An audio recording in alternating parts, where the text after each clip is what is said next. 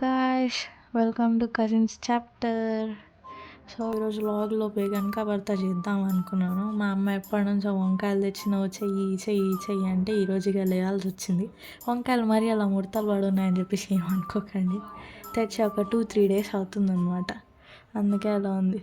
So దానికోసం అని చెప్పేసి ఇప్పుడు ఎల్లిపాయలు ఒలుస్తున్నాను.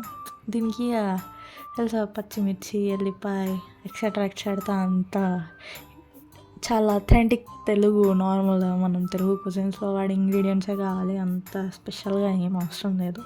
ఇది యాక్చువల్గా రోటి పచ్చడి ఆ టైప్లో చేయాలి, కానీ ఇక్కడ ఇక బొగ్గుల మీద కాలవడము, రోకలు తీసి అంతా చేయడు ఇక కష్టం అని చెప్పేసి నార్మల్గా మిక్సీలోనే చేయాల్సి వస్తుంది, అందులోనే చేస్తున్నా. ఇక ఎల్లిపాయలు పొట్టు తీసి ఇక సపరేట్ చేస్తున్నా, దానికి వాడాల్సి వస్తుంది. ఎల్లిపాయలు కంపల్సరీ, ఎందుకంటే మంచి ఫ్లేవర్ వస్తుంది.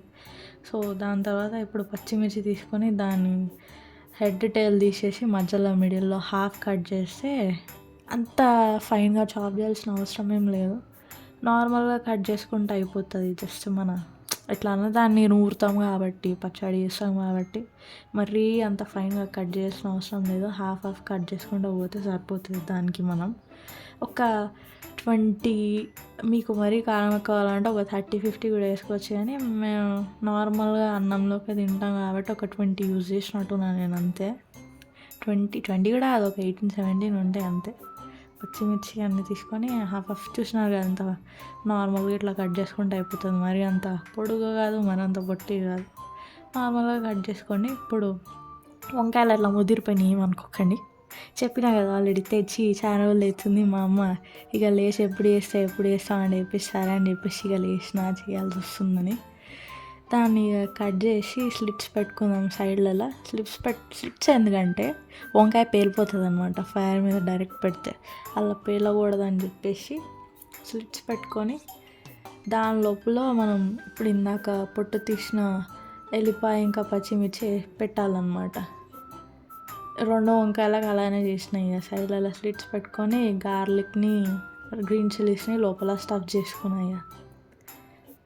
ఎందుకు అంటే ఫ్లేవర్ వస్తుంది.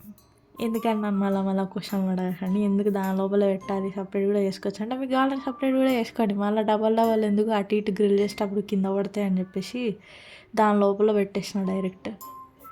సో మనకు కూడా ఈజీ టాస్క్ అయిపోతుంది, పనిలో పని ఫ్లేవర్ వస్తుంది, అయిపోతుంది అని చెప్పేసి. నార్మల్గా వేరే దగ్గర అయితే అవి కూడా సపరేట్ పెట్టి చేస్తారు, కొందరు టమాటోస్ కూడా వేసుకుంటారు, ఆనియన్స్ వేసుకుంటారు.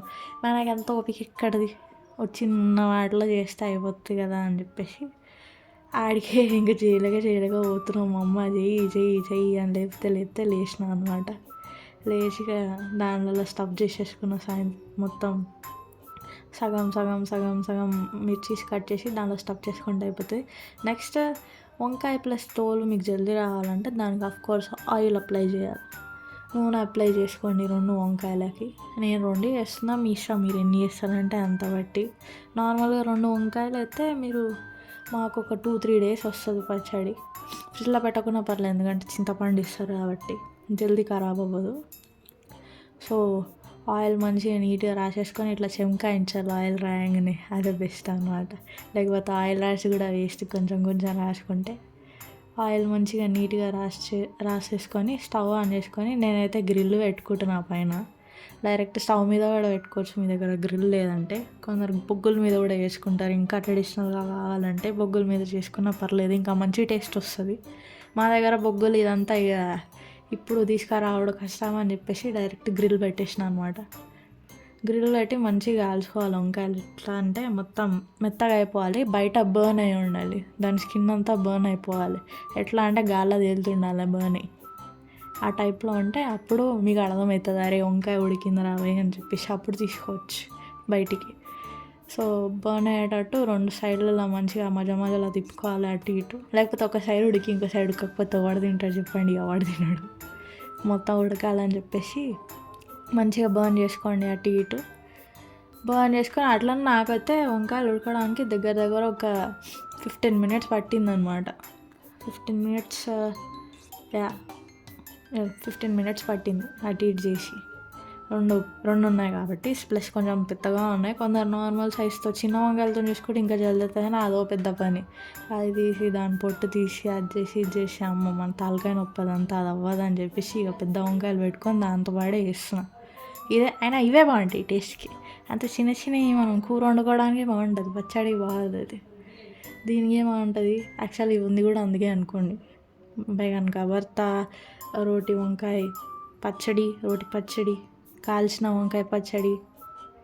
సో అదనమాట. ఇవి చూసినారా, నేను టచ్ చేస్తుంటే తోలు ఊడిపోతుంది అనమాట. అంటే అది ఉడికిందని అర్థం. అది ఉడికింది ప్లస్ లోపల పెట్టిన పచ్చిమిర్చి ఇంకా ఎల్లిపాయలు కూడా ఉడికిపోయినాయి. సో నేను నార్మల్గా మా అమ్మ ఫస్ట్ తీసి ప్లేట్ మీద వేసి తీద్దాం అనుకున్నా, కానీ అది సురసురాని కాలుతుండే. మా అమ్మకి చెప్పగానే వాటర్లో వేసి తీయమన్నది, చల్లగా అవుతుంది కదా అని.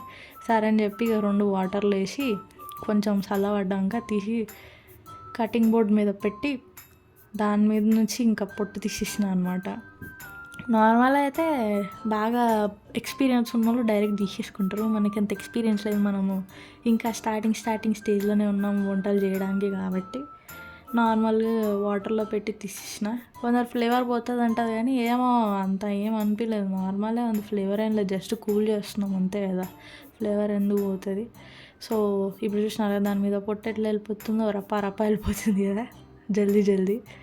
సో అందుకే అనమాట వాటర్ వాడేది మనం, ప్లస్ వంకాయలని అంత మంచిగా కాల్చేది. ఈ వాటర్లో పెట్టినాక కూడా ఇంకా తీస్తుంటే నా చెయ్యి కాలుతుండే.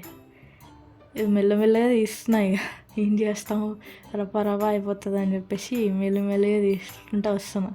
ఒకటి మీరు లోపలున్న స్టఫింగ్ చేసాం కదా మనం, మిర్చి ఇంకా గార్లిక్ని. కావాలంటే దాన్ని తీసి సైడ్లో పెట్టుకోవచ్చు, లేకపోతే డైరెక్ట్ అందులో నుంచి ఇవ్వచ్చు. కానీ మళ్ళీ సైడ్లో పెట్టి మళ్ళీ ఎందుకు పెద్ద తలకాయ నొప్పి, అందులోనే ఎట్లన్నా మొత్తం మిక్సీకి పోతుంది కదా అని చెప్పేసి అందులోనే ఉంచిన నుంచి బయటికి తీయలేదు.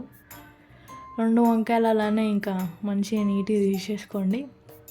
కానీ దీని టేస్ట్ మాత్రం వేరే లెవెల్ ఉంటుంది. మీరు మాత్రం చేసుకోవడం దాన్ని కనుక నార్మల్గా నేను చెప్పినట్టు ట్రెడిషనల్గా మీరు బొగ్గల మీద చేసుకొని రోటి పచ్చళ్ళలో నూరుకున్నారంటే టేస్ట్ ఇంకా బాగుంటుంది. కానీ మనం ఇక ఏం చేస్తాం, అవన్నీ ఇక్కడ దొరికినా మనకు చేసే అంత ఓపిక ఉండదు. కాబట్టి స్టవ్ మీద గ్రిల్ చేసుకొని ఇంకా మిక్సీలో వేసి పడేద్దామని చెప్పేసి ఆ టైప్లో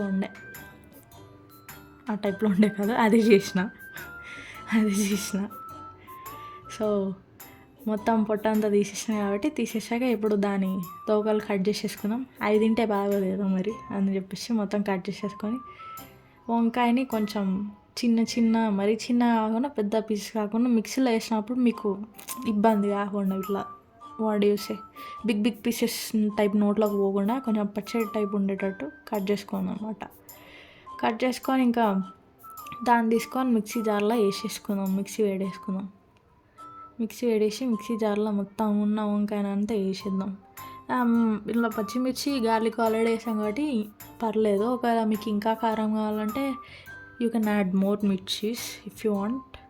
సో అది మీ టేస్ట్ బట్టి, మనం ఏం చెప్పలేం. నాకంతా ఓకే అనిపించింది, అన్ని మిర్చీస్ ఓకే అనిపించింది, నేను అన్నీ వేసేసిన. మా అమ్మ అయితే నిజం చెప్తే కొంచెం కారం తక్కువ అయింది. మా అమ్మ అయితే కొంచెం కారం ఎక్కువ వేస్తుంది నాకు తెలిసి. మా అమ్మ ఇంకెక్కువ పచ్చిమిర్చీస్ వేస్తుంది అనుకుంటా.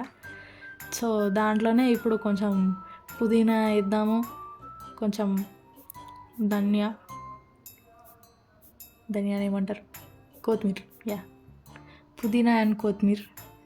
అండ్ అది ఒక ముట్టి వేసుకోండి, ముట్టి ఇన్ ద సెన్స్ ఒక హ్యాండ్ఫుల్ వేసుకోండి. అండ్ చింతపండు ఫస్ట్ నుంచే ఒక 5 minutes మీరు స్టార్ట్ అవుతారు కదా, ఇప్పుడు నార్మల్గా వంకాయలు కాల్చేటప్పుడే చింతపండు వాటర్లో వేసి నానబెట్టి పెట్టుర్రు. దాన్ని మిక్సీకి వేసేస్తే 2 గ్రైండ్ అయిపోయి okay, it will taste good. And then salt add చేసుకోండి.